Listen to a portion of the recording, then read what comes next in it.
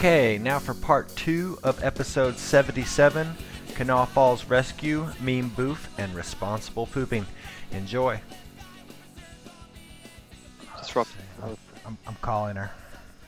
All right. I'm still blown away from that story. I'm probably not going to come back too. to full speed until Jesus. I know. I'm like emotionally exhausted just from having heard that. I know.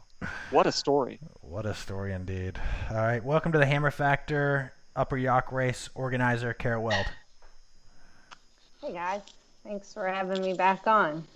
Yeah, thanks for coming. So Feels like a lifetime ago, the Upper Yacht Race. So Kara, tell us how the race went. Okay, so remembering back to July, it really went really well. 2020 Upper Yacht Race during COVID. We, if you recall, we had to do online registration only, and that was new for us. And what we started to realize a couple days before the race was that we were going to run out of water. So we had to cap the number of racers because it's dam controlled in minute intervals. And so we had to cap the race at 120 boats. And, coming into this year, we've been having 50, 60, maybe 70 racers. So it really took us by surprise. Okay. Definitely some people were taken by surprise by we had a wait list. We had more than 25 people on a wait list. Then the other big thing we did this year is we set this goal of trying to get 40 women racers. Previously, we had like 7, and then like the most we'd ever had was 12. And we had 42, I believe. 42 ladies? Yes. It's So awesome. we blew it away. So I'm glad that you guys had me back on to let people know that a lot of people didn't realize that happened. And it did. It was really cool. Who won? So Sandrine from DC won the women's class. And in the men's, AJ, Adam Johnson, he beat Beeks and Calhoun, second and third. And way to go, AJ. And the top 4 men were within a tenth of a second. Way. Yeah. So. And how long a race course is that? So they were just under 32 minutes. And they were a tenth of a second, 4 people? Yeah. Yeah. Wow. Oh, that's amazing. That's good racing. Yeah. So what did you learn? What would you do differently next year? What worked? I mean, is there any lessons learned from how you did this race and something you could do differently next year? Absolutely. So one thing we will always do online registration, pre-registration, and it will be capped at 120 boats. So register early. Be on the lookout for that. Second thing is, in the past, we had always seeded the women racers together. And when we had, 7, 10, 12 women, I got feedback. It just the way it was over the years, that they really liked it. They liked all being pulled up together at the start and at the finish. And this year that created a little issue in that we just had people got overtaken. And then in the future, and it has nothing to do with men or women, we're just going to be a lot more careful about how we seed. A minute interval is a long time, so it's generally works out. And you've got rafts out there. You've got a lot of people just paddling the river. They try to stay out of the way, but the rapids are tight. So I don't know how the green race that goes. If people are the race course is clear, but you guys don't have raft traffic. But the race course isn't always clear. That's part of one of the obstacles, I guess, in the Upper Yacht Race traditionally. So anyhow, it's usually worked out pretty well. We do try our best to seed people. So we're going to be more careful about using past race times and do better seeding for sure. Yeah, you got to seed by time. Yeah. It's a gender-neutral world, Kara. Speaking of which, I don't see gender. can you get my back on something, please? This is Don't like tell me this this is is about that Facebook post. Oh, This is yes. gonna be Let me like introduce when this. when the politician does something wrong and then trots out his wife to stand next to him while he makes some like Exactly. half-hearted apology that we're doing here. I'll be Ron's the like, first, like, I'll be the listen, first I- one to tell I John have he a was wife wrong. and a mother. I can't possibly be sexist. Right. And then next week it'll be like a complete reversal. I'll be like, I made inappropriate comments and I'm ashamed for myself and for. No, I'm sorry. Go ahead, Grace. Kick this off because I want to clear this up once and for all. Let me jump in here. Someone messaged me. Actually, a couple people messaged me.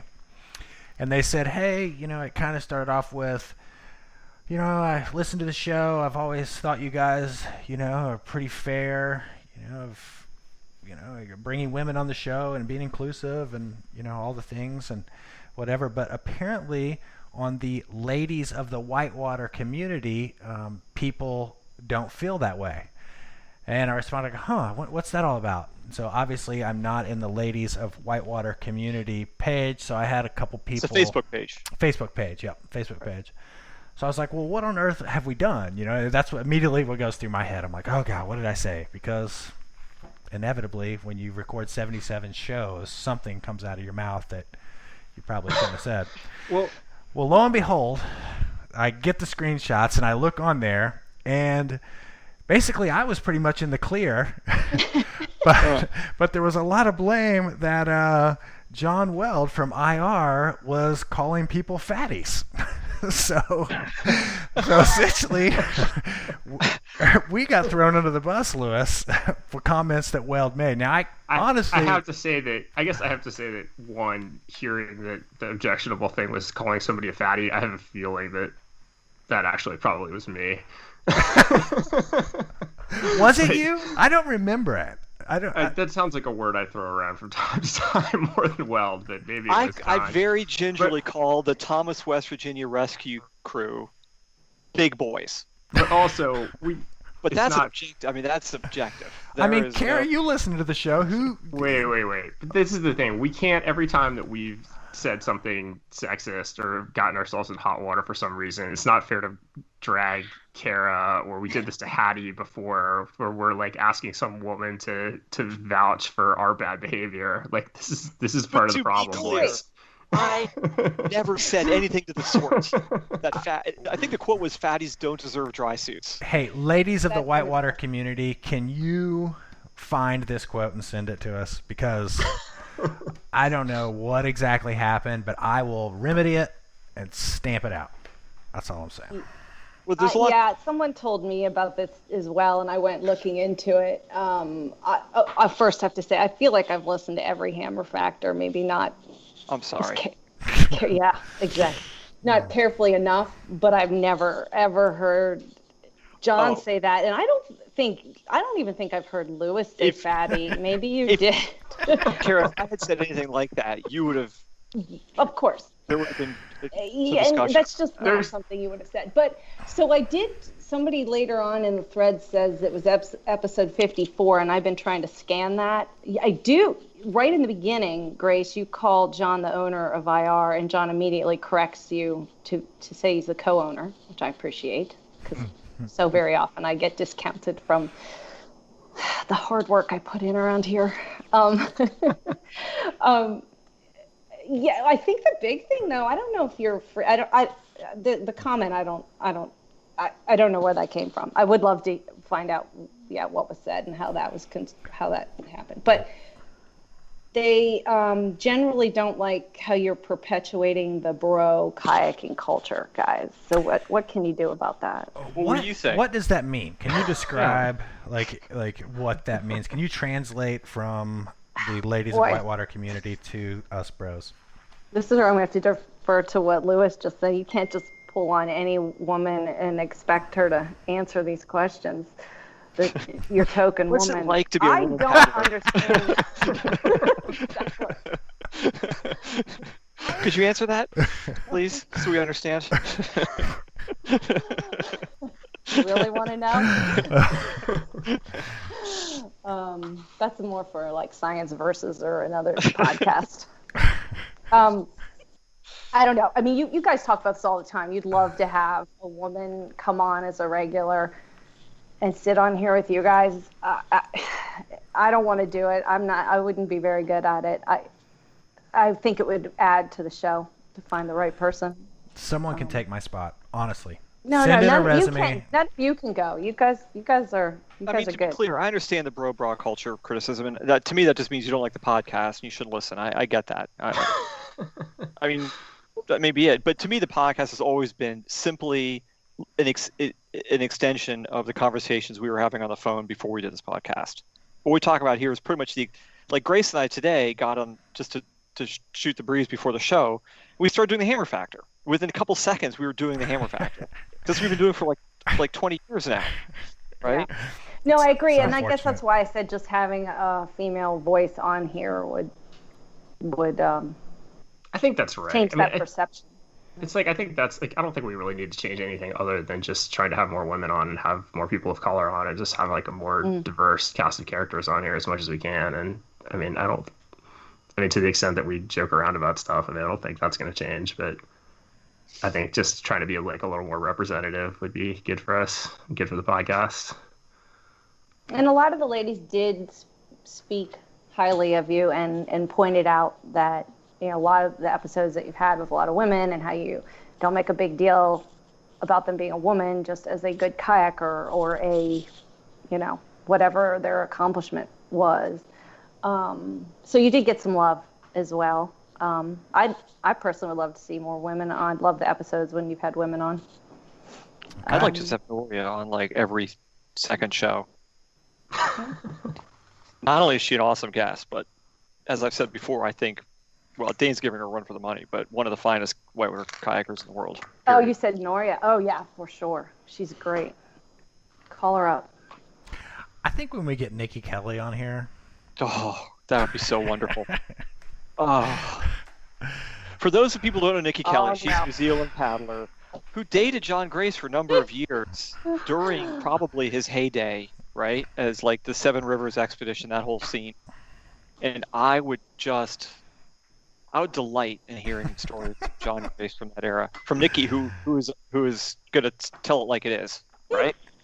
She's a straight shooter. She's 12-hour time difference though, so it's gonna be a struggle. Well. Anyway, Right, congratulations on a great race, Kara. Thank you. And can I say next year, 2021, pre-registration, and we want to have a full-fledged women's junior girls class. We're building that class. We actually probably did, but a lot of them entered women. So, yeah, junior boys, we had a biggest class ever. We had our youngest racer ever. So kind of keep growing the race, 120 days. Hey, somebody hit me up about like there was a crash or something somewhere in the race and an altercation in the parking lot. Was that true or was that made up? No, it was true. That was part of the seating issue. It was just a bad seating, and then, you know, tension and tempers flared, and I think it's all worked out now. What happened? One of the female racers was overtaken by a faster male racer who should have been further up in the seed. Like he was way down. It's because he had a bad seed from last year, which we did account for his time. It wasn't, but he got behind somebody and got messed up last year. So okay, so he was bummed, you know, because he didn't have the race he wanted, and she was bummed because she got lapped or whatnot. Well, and she flipped and he hit her, and, you know, there's GoPro and everybody can analyze that themselves because it was all over Facebook. But then, you know, then they had words, and it just. I think if you race that race, you need to go in understanding this is a working river. This isn't like a walled garden like the Green Narrows might be.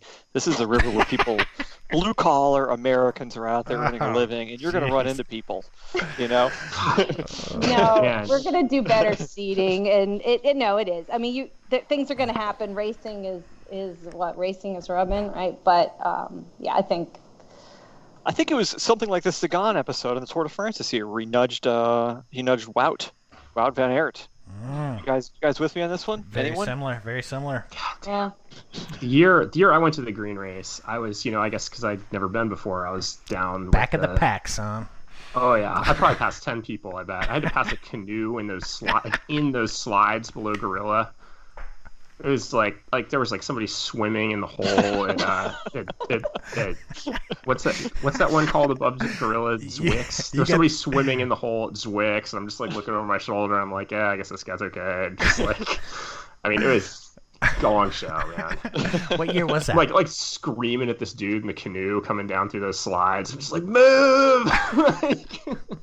What year was that? Practice laps in the full-length downriver boats on the upper yacht, and then you get these squirt boaters who would insist on getting one more cartwheel before you come down through the slot, and you just hit them going like 60. It's just so fast and so hard. Yeah. I will say that the guy who got fourth, Arquette, he had a lousy seed because I kind of messed up his seed. I think he had to pass maybe 12 people, and he ended up fourth within the 10th of a second of the winner. Sick. So, yeah. Dang. Well, everybody We'll do wants to better. everybody wants to have a good race, and things happen, and everybody's fired up, and you only get one shot, and so it's all understandable. But in the end, it's not that big a deal. Nobody was stuck behind a cave for 6.5 hours by themselves in the dark. So. Oh, Kara, wait till you hear this. Wait till I you cannot hear wait to this. hear that story. So get this up on the air so I can hear it. Dude. Thanks for having me on, you guys. All right. Well, thanks for the update, Carrie. You take care. Bye-bye. Bye. Okay. Whew, man. All right. Should we get into some listener mail? What's going on with Mr. Boof? Well, you've got to tell us what's going on with Mr. Boof. What's your, you got the schedule. How's this going to go down? Okay, so let's go right into listener mail. Let's do this one listener mail that came in about the scoop that was going on with COVID in banks. Okay? All right, let's get working into it then. Let's just jump right into it. So Burgess Norgard says, hey, love the show. And thanks for the discussion you provoke in Whitewater community. Just heard your most recent show and Lewis's concern about the social distancing situation in banks. I'm a hospitalist physician in Boise, Idaho, and I see COVID patients every day in our state's biggest hospitals. And on my off time, I call banks and the pay at my home. I do not disagree with Lewis's assessment and have mirrored concerns of my own. I think this could be a conversation we could help better inform our Whitewater community and youthful paddlers. I'm happy to offer a balanced perspective for the show on the situation in banks on the background of the state situation over here. Cheers, Burgess. So, Burgess, go ahead, Lewis. Yeah, I mean, I guess I just want to preface this conversation by saying that I love banks and the community of banks, and everything about that community represents a lot of what's awesome about the whitewater world. So before we start tearing into them about COVID, which I think we can and should do, I just want to acknowledge that this comes from a place of love. A little backpedal here, huh? Okay, that's a little back. I'm not going to back that up. Well, I think one idea was we could have a doctor come on and discuss this. But being this is the hammer factor, Weld somehow out of the weeds dug up Meme Boof. So Meme Boof, who literally we have no idea who this person is, anonymous, is going to come on the show and somehow has an angle on this whole banks COVID thing.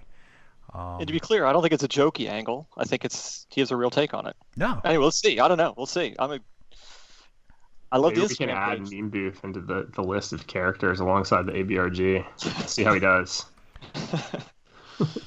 I know Weld has his Howard Stern whack pack vision for the podcast. I'm not sure how to introduce Meme Boof other than he has an Instagram page that's pretty famous, and it's just a collection of whitewater memes. So from the bowels of Instagram, with the inside scoop on the COVID outbreak in banks, welcome to the show, Meme Boof. Hey there, how's it going, guys? I can't believe I'm actually seeing meme. Like, there's something about this just isn't computing. Like, I feel like we should be seeing like Like it should be like a silhouette or like a You want me to turn? I can turn my camera off. like a photograph of like.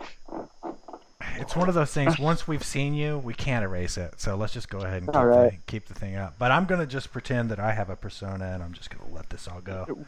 We'll let you. We're gonna keep your name anonymous for right now. We'll just be Mr. Boof. Mr. Boof. Meme Boof. That works with me. Right.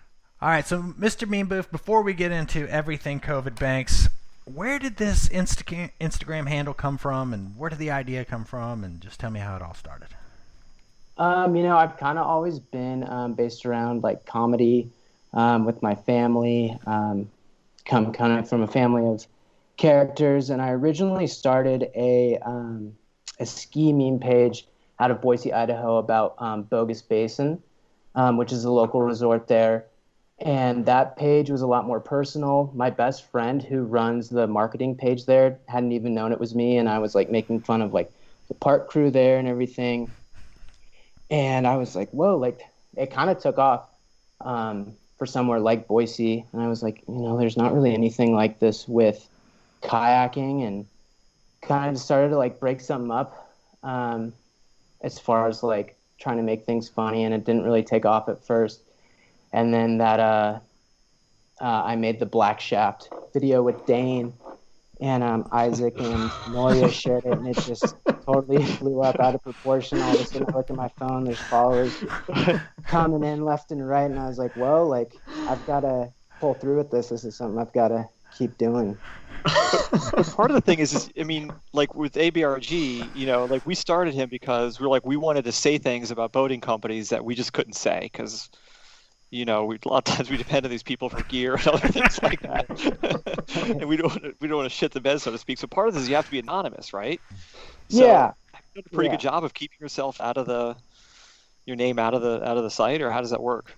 Yeah, it's hard. So I had to create like a completely different email. Like there's a Meme Boof email, and it's kind of got scary. Like at some points, like.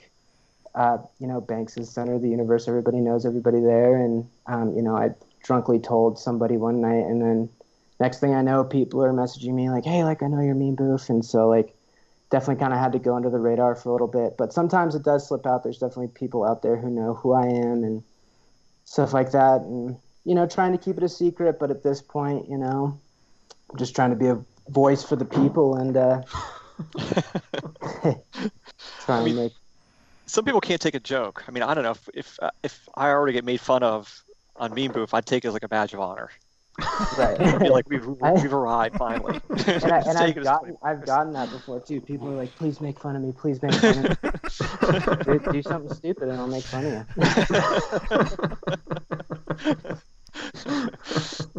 you. So what's going on? I mean, so you can't, recently at least, you can't talk about Meme Boof without discussing Pat Keller, right? Right, and that's become super hard, and kayaking doesn't seem like a political thing. It's just fun and games, and we do it because we love it. But yeah, it's gotten super political, and that's kind of like night and day. Like Pat Keller, Meme Boof, kind of like head to head sort of thing, and it's hard to create content now, and that's happening now in the kayak world, and easy target. People ask us to have Pat Keller come on and discuss this all the time, and we just kind of feel like, we're not a politics show, and right. Pat's made some decisions that obviously has isolated him from the paddle sports community. So, I wouldn't say that we're not a politics show. We talk about public lands politics all the time, and water. But what Pat's doing at this point is not. It's also not. It's not politics. It's insanity. Yeah, that's your opinion. Yeah. All right. So where does this end with Pat? Pat's. I think his Instagram page is gone as of this morning, right? Is it really? I have not checked. I'm blocked on there. I don't follow him on my personal account. But I just got sick of it. Yeah, I got so mad at a couple times. But actually, let me check right now. Let's find out. Yeah, I'm looking through some of these memes, and they're quite brilliant. I just gotta Yeah, give you I'm just gonna give you credit on like some of this. It's freaking brilliant.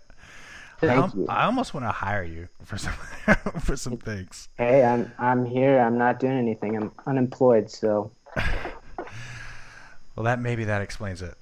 Yeah, listeners out there don't know what this is or what this is all about. You should check it out because it's a great commentary on our sport, no question. Thank you. If you had to have like a route, a tilt, a content tilt, or something that you come back to, I mean, do you have like one position of comedy that is kind of the root of all this? Like where I got the idea from, or like who I'm making fun of. Like, what's your philosophy? Like, what's your philosophy of kayaking that's informing this? Yes, like, exactly. What's phony and what's real? Like, where do you stand on these things? So I don't know. I feel like I come from a background of like super like dry humor. Like when you hang out with me, I'm kind of always like making fun of things, being super sarcastic, and like sometimes it really bothers people. So like when I make fun of like the Senders, for example, you know, like that's kind of like phony, but also kind of like real because they are like some sort of a frat, but like they need to be shit on sometimes.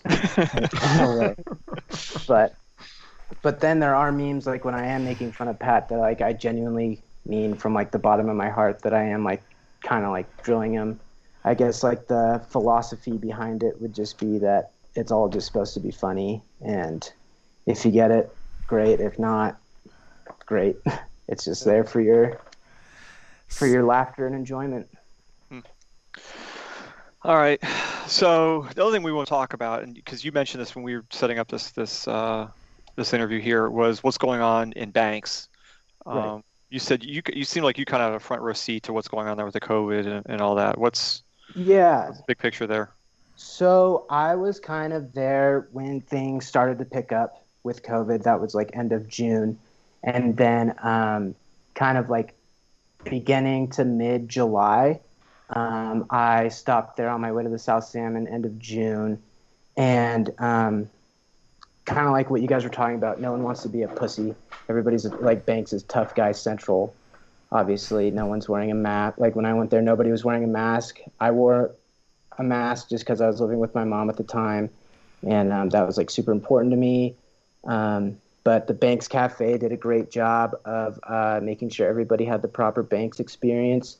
You could go inside the cafe if you wanted to. You didn't have to. They came out, took your order, would get you beer, get you food, which was super cool and nice. But yeah, everybody's hanging out in that parking lot. And what it comes down to is the main majority of the Banks population is raft guides. And, I'm not going to call out any names or any raft guide companies, but it just seemed that COVID didn't really exist in Banks. And when the raft guides take out their clients, those clients are going into the raft guide places or the rafting places, signing their waivers. They're exposed to whoever's working at the front desk.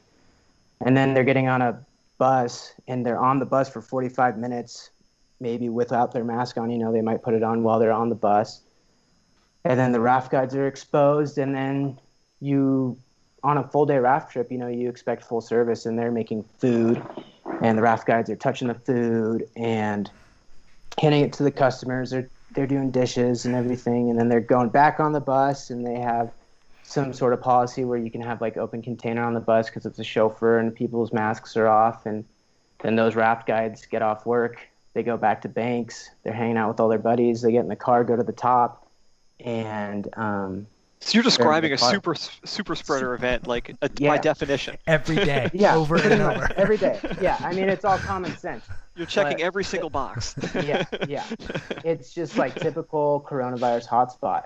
And so that kind of, I think, was the main purpose, or the main event of the spread was work.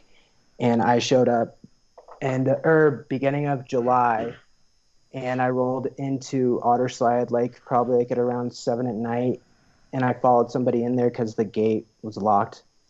And they stopped their car. They got out of their car, came up to my truck, and they're like, "Hey, like, just so you know, there's like 26 of us here that are pretty much quarantining because we might have COVID, might not." And that was like the first time I'd actually been, not like in contact, but in a spot that I was like, that there was known COVID, which was kind of freaky. And Banks was dead there for a little bit. The Banks Cafe shut down, and people were quarantining together outside camping, probably still partying. I didn't really get to see much of it, but yeah. How many people came down with COVID, and do you have any like specific stories about, you know, people's symptoms and just the way it panned out? Yeah, so funny enough, somebody was in my truck and they were like, "Yeah, like this is my 10th day of having COVID. Like I'm like, oh great, yeah, thanks for telling me that." Awesome. I think It's not most funny. people, yeah, everybody there's pretty fit, so I like and has decent health. I mean, which I know doesn't matter sometimes, but everybody I talked to had little to no symptoms. Maybe a cough, maybe a sniffle or two, but I don't think it hit anybody super hard. I know a bunch of people fled from Banks when they found out about that stuff. I had a buddy who had to leave because he started getting a cough, and he went to Boise and got tested, but luckily did not come out. But as far as severe cases, I hadn't heard of anything super bad, just that I'm sure it was common cold stuff, but nothing crazy. Dude, everybody I know who's had it got sick. Like some people are like debilitated with headaches and like losing lots of weight. My mom got it about 3 weeks ago, and she's still super weak. Like, just went back to work like this week, and it was crazy to watch. Crazy to watch. Wow. I definitely heard that. Yeah, I guess I heard some stories about one raft company in particular and their approach to safety and their employees. And the stories that I heard about that are so bad that I'm not going to repeat them without I'm sure serious we're confirmation. thinking of the same things. And yeah, I mean, it was just something that I was so appalled by what I had heard that I feel like I can't even go on with that without some confirmation. But yeah. I hope everybody out there is being appropriately cautious, especially employers with some level of authority over their employees' behavior and, right, some ability to like protect their employees or not, and it's like to hear that, maybe somebody is not taking that responsibility very seriously is, or worse, is disheartening. Yeah, it's messed up, and it's going to be super interesting to see like what happens this winter with people traveling to like Ecuador and Mexico and taking those precautions. Yeah.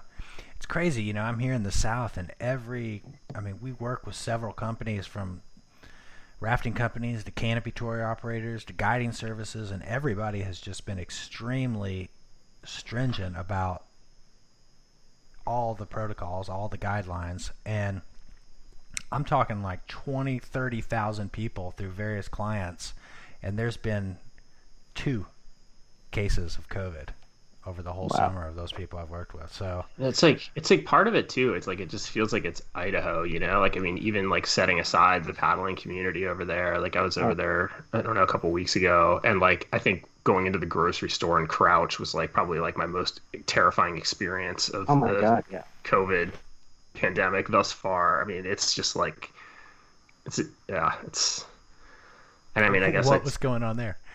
I mean, I walk up to like the counter, and I was gonna like order a burrito, and this kid comes over, who's working behind the counter like in the grocery store, and is not wearing a mask, and he's like, "Can I help you?" And I'm like, "No, definitely not." Please don't. And like you like go to like like the lady who's like working the checkout just like has her mask hung down around her neck, and I'm like standing like 10 feet back from her, like eventually she kind of gets the idea and like sort of half pulls the mask up, and it's like her nose is still out, and I'm just like are you, I mean, you're working in the grocery store, like, don't you worried for yourself if nothing else? It's like, or like is nobody not in charge over here to like tell you to like follow basic safety precautions? It's just like, I mean, I know it's Idaho and everybody is concerned about their freedoms and whatnot, but it's just seems like needlessly cavalier, and like especially like if you're running a business, it's like it can't be good for business to give the impression that nobody there is taking like basic precautions. It's crazy. Yeah, and that is totally Idaho. Like the more north you get, the worse it gets. Like in Kuski, over by the Locksaw, like never saw one mask. Bars were still open. Like, Yeah, it's I crazy. believe it. Yeah, So weird Idaho. looks if you are wearing a mask. Sure. Yeah, fuck wild Idaho.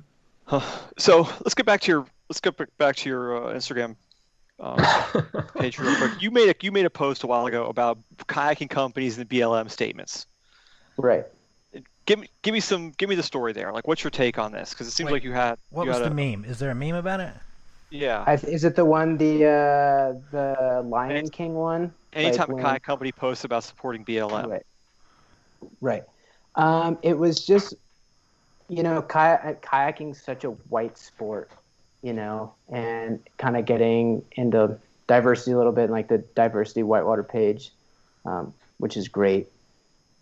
It's just like super white sport, and like we support BLM and all this stuff, but like there's like 2 African American paddlers that I know of, and like it's great that they are supporting BLM, but as far as colored people in the sport, like there's just not a lot of us out there.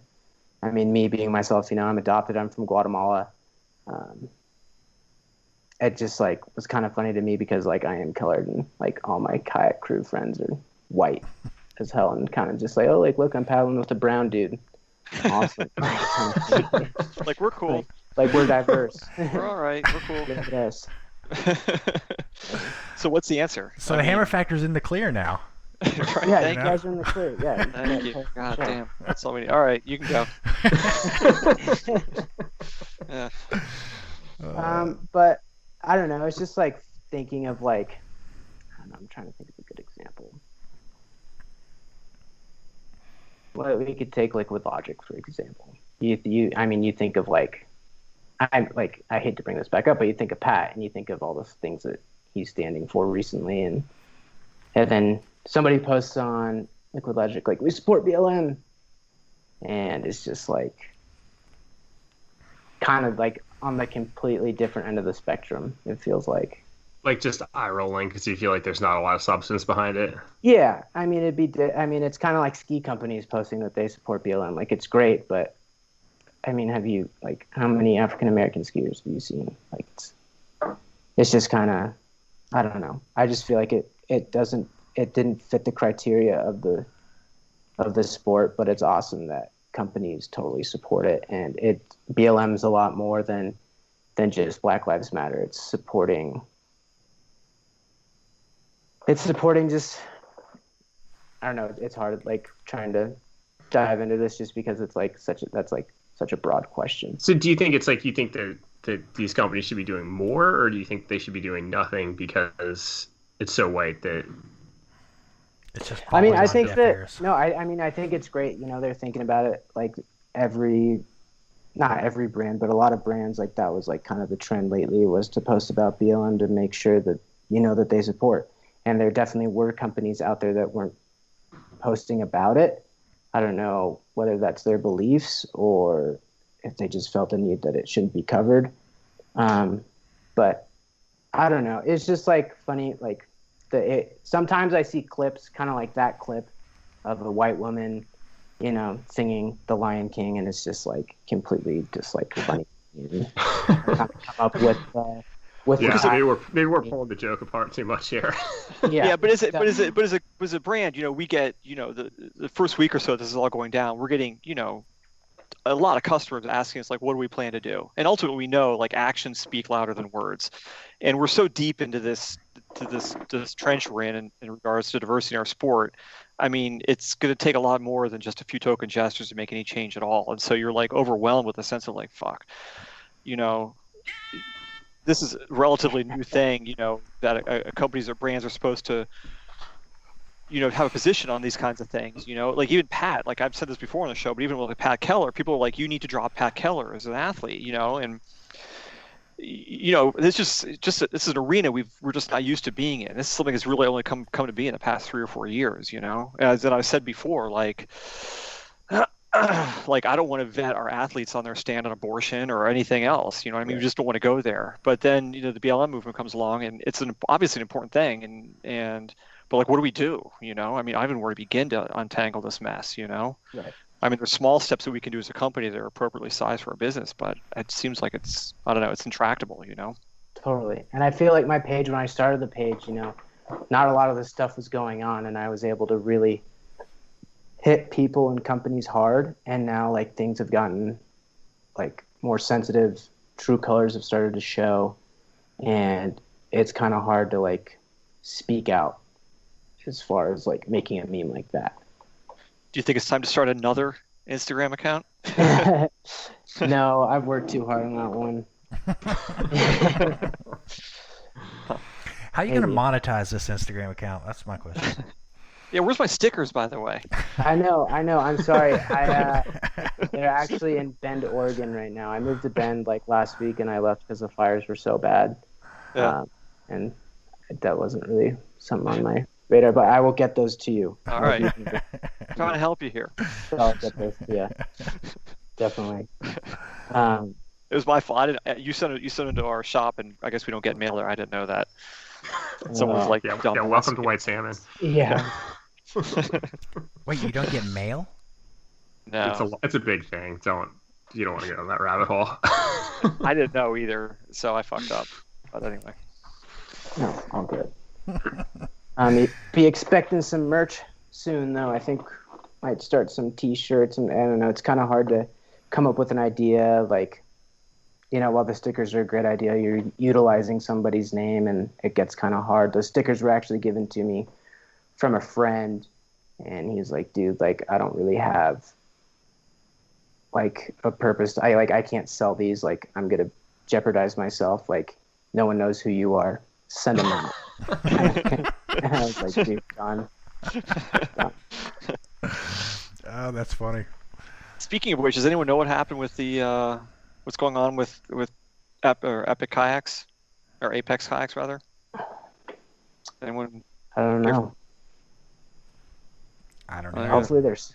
I don't know. I listened to your guys' podcast yesterday about all that, and it's gonna be a hard market. I know nothing about the world champion fishing tournament at all, but it's gonna be a hard sell. It's a lot of money.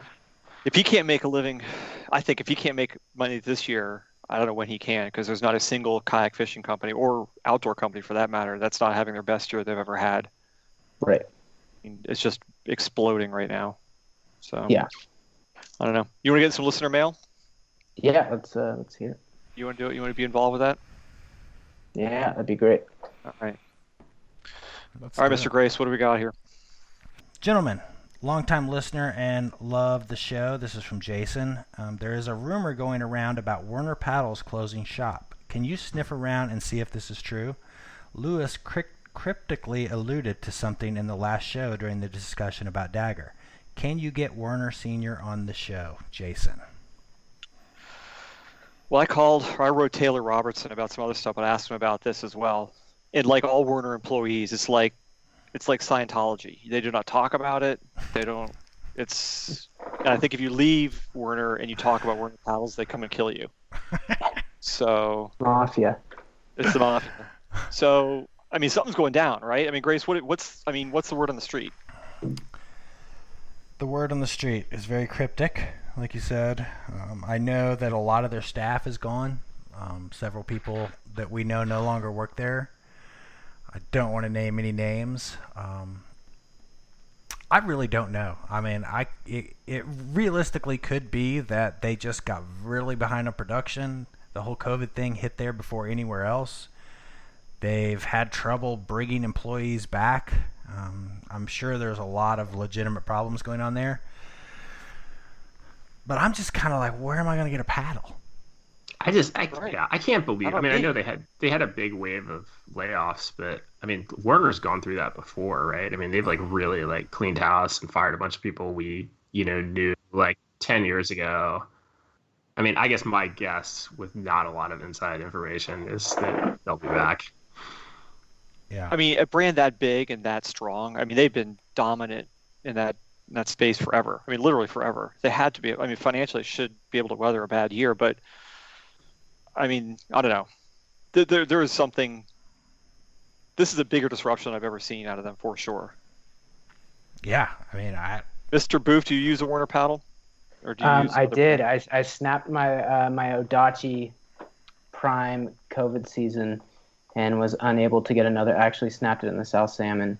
Was unable to get another one. The only thing I was able to get my hands on was a Galasport from Isaac, which was nice. Never going back, right? Never going back. Oh my god! Really? Oh yeah. Oh my god. It almost feels like you're not, like, I have a bad shoulder, and I don't even feel it on my shoulder sometimes, I feel like. And I was kind of skeptical at first with what people say, how powerful they are. But yeah, I mean, it didn't like piss me off that like I couldn't get another Odachi, or like I couldn't get it fixed or anything like that.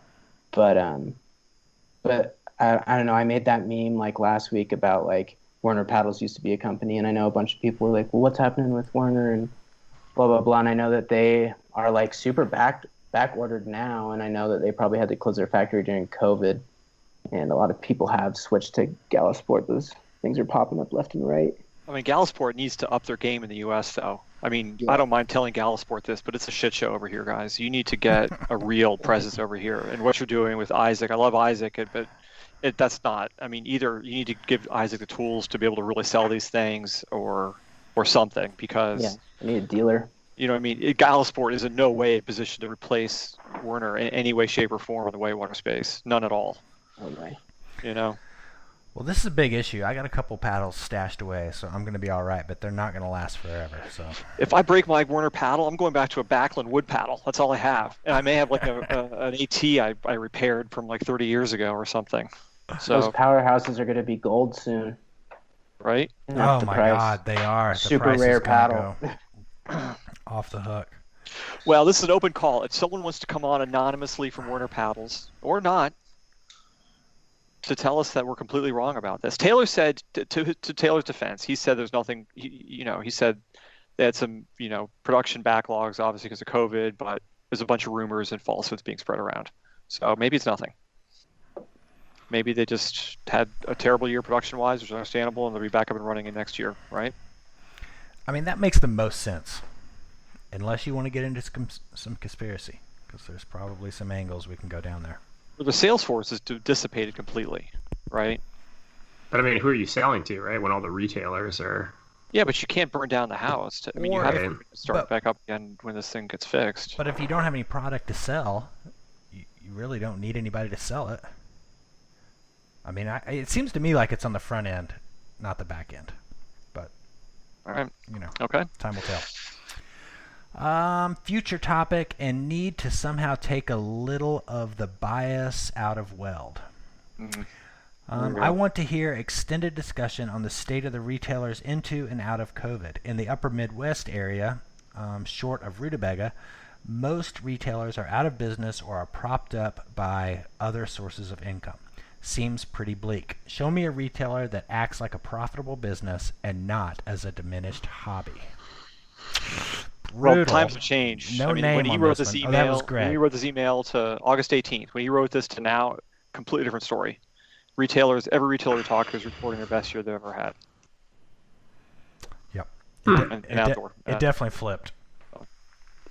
And this is everything outdoors. It's like everybody rediscovered that there's fun things to do outdoors. If the industry can just keep 20% of these people who have just came back outdoors through this whole COVID thing, it'll be a good thing. I think we're seeing a change in this. I think Americans are changing their perspective on outdoor sports. Because when I was a kid, this is 70s and 80s. That's what American families did, is they went out and on the weekends, went hiking or backpacking. Like movies like Deliverance were like a box office smash. I mean, that's what people did. It wasn't about extreme sports. It's just people just did that, And I think this may be a catalyst to that kind of a change. Because I don't think people are going to invest this much time and effort into the outdoor sports, like buying backpacks and tents and whatever they're buying, and just throw it away next spring. I mean, I think they're going to be really energized by this. I mean, that's what I'd like to happen, at least. I'd like to see happen. I buy that. I mean, it's possible. It's possible that we're just going to go back to where we were, where we just recreate outdoors a hell of a lot more than we have been for the past 20 years. I would love to see that, but people need to start picking up their trash. Which means you're going to have 120 people racing the upper yacht race as in 40, and you're going to have parking lots full at the put-in and takeout, and you're going to have, the lower yacht waiting list. We got LWCF Pass, dude. We'll build new ones. We'll invest back into the resource. That's what Lewis did all that work for. We got time for 2 more here before I have got to run and get into dad duty.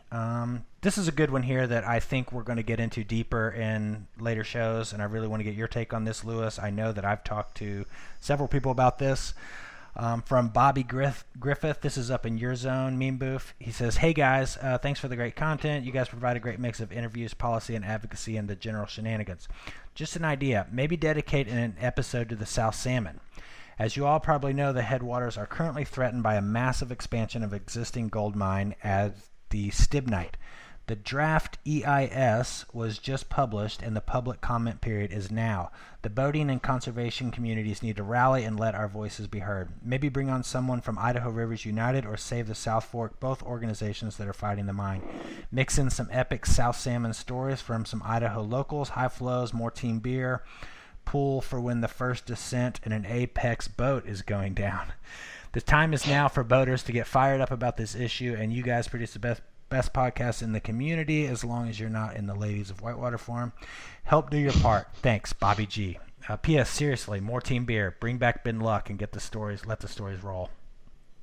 We covered this a little bit, but what's going on in the South Salmon? What's the big picture there? There's a massive gold mining proposal, like literally on top of the East Fork, South Fork salmon, upstream of the section that people run. There's a lot of historic mining activity up there and a lot of like ongoing mining pollution. This mining company is like pitching this giant gold mine in part as like an environmental remediation effort of the past mining damage up there. The Forest Service EIS is open for comment through, I want to say, like second week of October, but the time to comment on this is now. SaveTheSouthForkSalmon.com. It would be awesome to have Freddie and Melissa come on at some point and talk about all their work up there. The problem, like the big challenge up there is that mining law, like for hard rock mining, like mining for gold and metals, is so antiquated. It's all governed by a mining law from 1872, and it basically, the land management agencies have very, very, very little ability to stop mining projects from going forward. All they can do is sort of like condition the operations. So it's just like a huge challenge up there to stop this thing because there's just so little legally for, kayakers and fishermen and the tribes and everybody who cares about clean water to hang their hats on, like legally or procedurally. So it's a big, tough fight, and it's hard to know what the winning way forward is here, if there is one. But it's definitely such an important place that it's totally worth putting up the fight. And it would be awesome to hear about, the organizing work that Freddie and Melissa have done up there, because they've done a lot. SaveTheSouthForkSalmon.com, Lewis? Yes. What's the word of the street there, Mr. Boof? I mean, you guys, this is a topic of discussion up there? So that's something I wanted to ask Lewis too. Like, obviously for the future of kayaking, for the future of the South Salmon, voting is going to be huge this fall. That's something I don't need to explain to you. You guys already know that. What can I do to help make this better? How can I use my platform to get the word out and people be more proactive about this?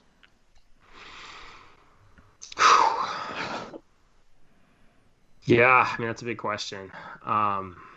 Thanks for asking. I mean, again, it's like with the specifics of the South Fork, all we can do is just keep showing up. And again, I would love to hear more from, the folks who've really been most intimately involved in that effort, what they see as kind of the path showing forward. Up where? Sorry? Showing up where? Showing up for these public comment processes, for the DEIS. I know the Save the South Fork folks have been doing a lot of local community organizing up there, like showing up for, city council meetings across, the affected area. And these people want to see local people show up, not out-of-staters show up and start with these meetings, right? That's right. I mean, I guess I say show up, but what I mean that, in a virtual sense as well, like show up by writing a comment, not necessarily show up physically at some public meeting if you're, somebody who lives outside of, the greater McCall area or whatever. But, it's just very hard when the political environment in Idaho is so conservative. It's just a real uphill fight. But I think, continuing to, be in touch with legislators, like your members of Congress in Idaho, if we have a new administration here in January, I'm confident that hard rock mining reform is something that will be on the agenda. And, I'm certainly have my eye out in DC all the time for opportunities to try to, do something that's going to make a difference in this project, be in touch with the Forest Service leadership. Is Idaho like a place like Montana where you just see an overlap of conservative outdoor enthusiasts who may be Republican, but at the same time, it seems like Montana has that balance going. I mean, Idaho? That's for sure. I mean, I think that exists out there, no doubt. And, Mike Simpson, who's the congressman from Boise, is, I would say, maybe the best Republican on conservation issues in Congress. I can't remember the other congressman's name, Fulcher or something like that, who actually is the congressman for like that project area is terrible. Simpson and Crapo are neither, or Crapo and Risch, neither of them are particularly friendly to conservation efforts. But yeah, I mean, I think that, among the people who vote for those guys, I do think there's a real conservation effort. Like, I think that, people in Idaho care about the outdoors and like they don't want to see, resources needlessly destroyed. But it's hard when, if you have a big mining company that's making a lot of promises about jobs and money flowing into the area. I've heard folks who've been involved in this effort describe Midas Gold as like their favorite mining company with their least favorite project. Like, I think oftentimes with mining, there's a lot of almost like fly-by-night operators who really don't really have any intention of developing the project, or almost just trying to like bilk investors or get the project through a certain stage through a certain stage procedurally and then sell it off to some bigger company. And that's not really what's going on with Midas Gold. Like, those guys mean business. And, I think they're, I guess from what I hear, they're like a very, within the milieu of mining companies, they're a relatively good one. They're serious about what they do. And, they're not some shady operation. But at the same time, what they're trying to do here is, it's just the wrong place for a gold mine. And in terms of like engineering what they're trying to accomplish up there, it seems like they're promising the world, and it's just hard to believe that the things that they're trying to achieve up there are really feasible in an environmentally responsible way. Save the SouthForkSalmon.com. We'll get Freddie and Melissa on for sure. We should do that sooner than later, actually. Yeah, agreed. Is there anything financially we could do? Like, if I were to try and make T-shirts or something and really try and get the word out and donate that money somehow, would that come into play at all? Yeah, I mean, that would help. I mean, it would certainly help to like raise awareness. I mean, you can support Idaho Rivers United, support Save the South Fork. Idaho Conservation League is doing a bunch of work on this. American Whitewater's been involved. If you put that together too, we can help you sell them. Yeah, that'd be awesome. Yeah, that's something. I've got a graphic designer that would totally love to do something like that. And me personally, get the word out. I know I'm based on comedy and things like that, but this is a time where I feel like everybody needs to come together. More serious side to Meme Boof. Yeah. Yeah, I might cry. A very special episode. Yeah. No, seriously, if you have my contact information, just give me a shout if you want to go there. That's all. Totally. Let's make that happen. Thanks for that, Bobby Griffith. Literally, this is going to be our last one. Well, real quick. Justin cites 243 squirt boaters in the world. I saw Justin down at the Ocoee, and we talked squirt boating for a while. I disagree, Justin. I think there's probably 3 to 4 times that many. That's not true. I think and not it's only that, big, where do man. they I think come, it's where do they come up big. with 243? Like, how does that? They have a society. Well, just stay over in your lane, man. You know, I'm telling you, there's got to be 600, Justin. Is Recount your squirt boating numbers. even? Is squirt boating even kayaking? Yes. Meme Boof, help me out here. Ballet. Have we got any squirt boating memes yet? No, that's something I'm not super involved in. There is actually the one with Clay Wright, and it says World Champion Squirter. And I said, when your man gives it to you good, World Champion Squirter. You know what? We may have to just have you close the show down by reading some memes on the page, because that is hilarious. I mean, he couldn't even put World Champion Squirt Kayaker or Boater. He just put Squirter. Let it all out, man. You. 2020 could be possible. We'll get to the Rough Grouse Society later. Lewis, we got to get into. We have had so many emails over the years asking about your outfitting technique. We got to do something in depth on that at some point. It's not that complicated. I read that email, and I'm not doing anything near as fancy as what that dude is imagining.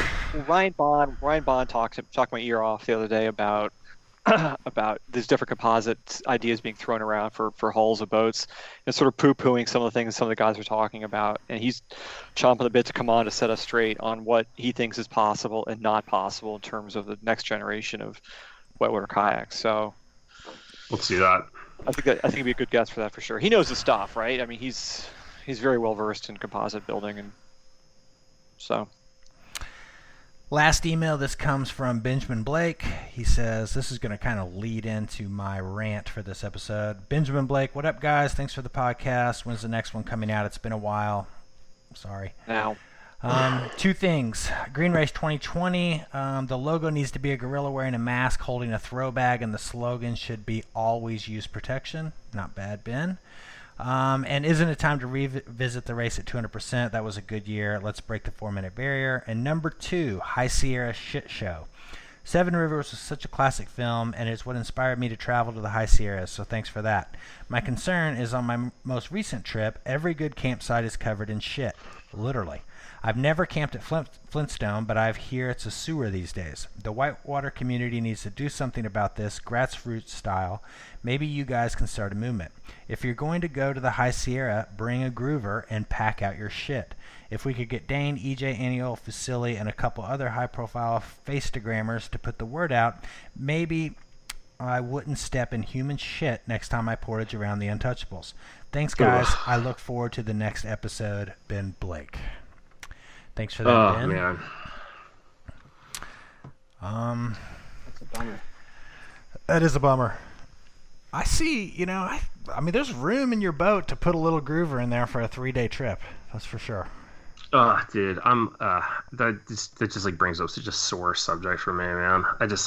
I'm in total agreement, and it's like so tragic. Like, I remember like one of the last times I went to the Stikine, like just getting to like Site Z, and you like feel like you're in this place that like, only kayakers ever go, and you're just like so out there, and there's like fucking like toilet paper and shit, and it's just like so heartbreaking when it's like shit. I mean, dude, it's like That's there's a meme right there. But it's just I mean, it's like I feel like like so much of like the work that I do, that like my belief in life is that the people who go out and enjoy these places are good stewards, and like how are we gonna like get our community engaged in like protecting these places that matter to us, and like that the time that you spend on the river, or that having these outdoor experiences, like it changes you personally, and you come to appreciate the outdoors and appreciate these places. And like that somebody who's like achieved that, I don't mean who knows who it was, but like that's somebody who has like achieved that level of commitment and proficiency in kayaking, has obviously spent years doing this sport, has come to reach that level without understanding that like you shouldn't just like take fucking shit somewhere like that. I mean, it's just like heartbreaking, it's just heartbreaking. It's like and we get back to the thing where even if the kayaking as a sport is not growing, and I think it is, the people kayaking at that level is certainly growing. The days of going to the Upper Cherry Creek River, not seeing anybody like you could 10 or 15 years ago, those days are gone, right? yeah. That's just the sport we live in now. It's becoming a bigger sport, and I think there'll be some benefits from that for sure in terms of us wanting better equipment and all these fancier boats and whatnot. But the downside is that we have to behave like everybody else in a crowded outdoor activity, right?